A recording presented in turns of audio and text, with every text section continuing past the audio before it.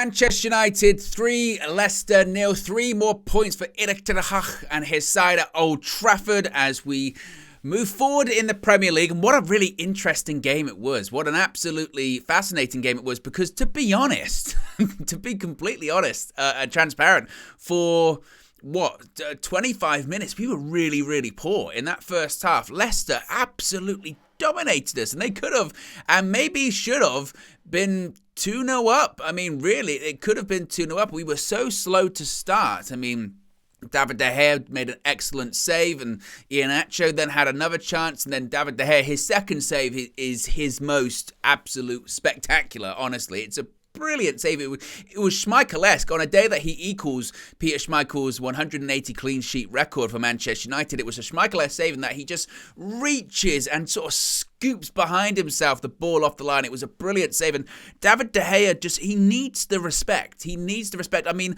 I get it. I mean, I really do understand, the distribution is maybe an issue with him. But to be honest, that has improved this season. And people will say, well, in this game, he wasn't making great passes. No keeper will have a 100% perfect distribution record in a game. We saw it yesterday. Emi Martinez, a person that some people have said should come to Old Trafford to replace her. His passing wasn't perfect. Alisson's passing, yesterday he set up a goal for Liverpool. But in other games, it's not been perfect. Edison, every goalkeeper will not have perfect distribution. And I'm not saying De Gea's distribution is as good as them, but some of the saves, particularly that second one he made today, other keepers just aren't making. And that's a key aspect. Yes, on the face of it today, we win 3-0, and you're going to say, well, very comfortable. And it was, particularly second half. Leicester completely fell apart, and we were brilliant second half, absolutely fantastic.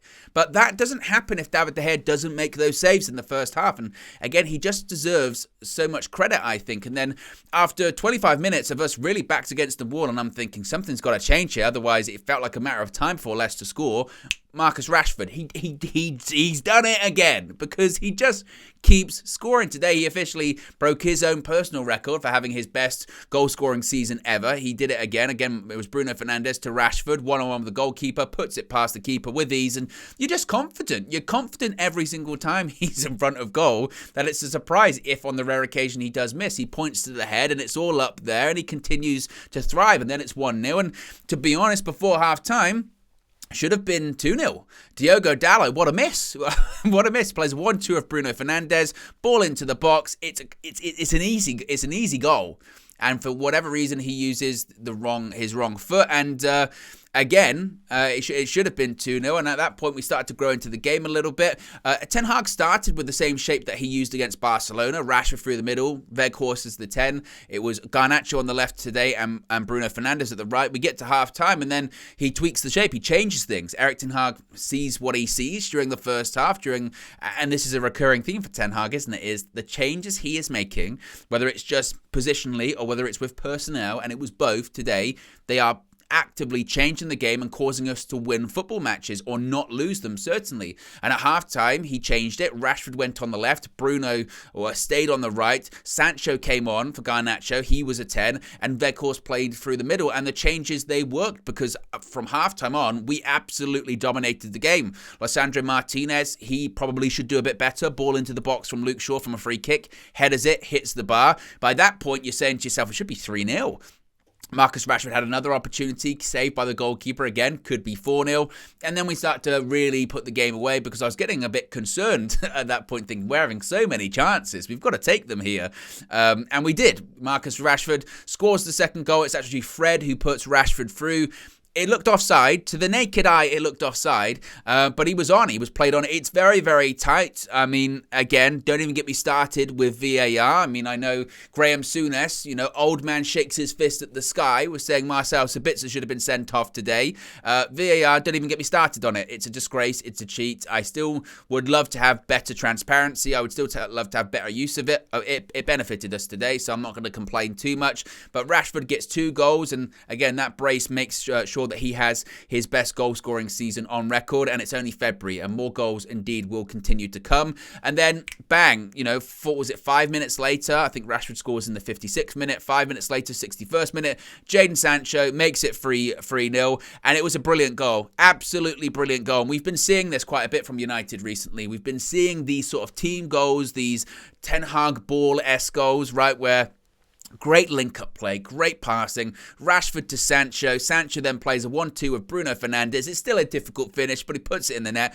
3-0, and Jadon Sancho looks to be like the old Jadon Sancho, but maybe evolving into a better Jadon Sancho. We had spoken, hadn't we, that when Sancho did come back, where is he going to play? And the answer is everywhere. We've seen him play on the left. We've seen him play on the right. And today when he came on, he played as a 10. And again, I think that's a credit to not only Jadon Sancho for being adaptable to be able to play all of those positions, but I think it's also a credit to Erik ten Hag, because he's coaching these players to be tactically agile. In the middle of a game, he can switch shape and the players will be comfortable to do it. Marcus Rashford can play up front. He can then shift to the left. Wout Weghorst, he can start as a 10. He can move as a striker. Bruno Fernandes, most of the time, plays as a 10. Recently, he's been playing on the right-hand side. Jadon Sancho, he can be fluid across all of the positions.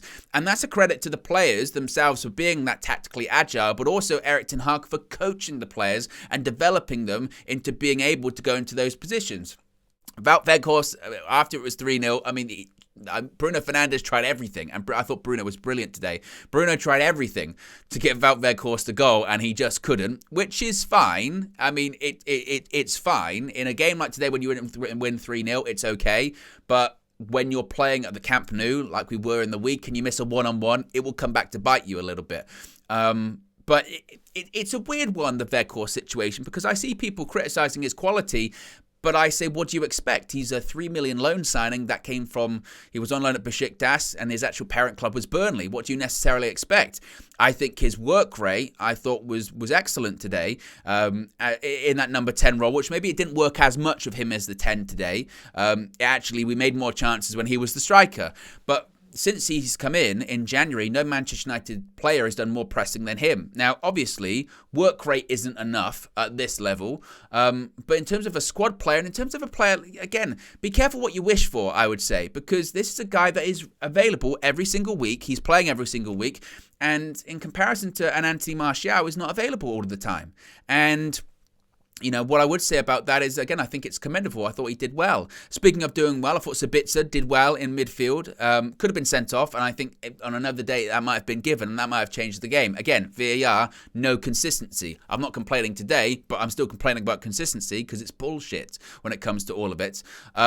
Nevertheless, I thought Sabitzer did well. I'm excited to see his partnership with Casemiro, which you would think would come in the next game at the Carabao Cup final, although we could see a similar situation whereby he goes with Fred and Casemiro. We'll see what happens. I mean, obviously, the game before that is the Europa League final too. Europa League final, if only. The Europa League tie feels like a final at Old Trafford on Thursday. And again, it's going to be interesting to see what Ten Hag does do. But again, I thought as a real Jekyll and Hyde performance for those first 25 minutes, I thought we were really, really poor.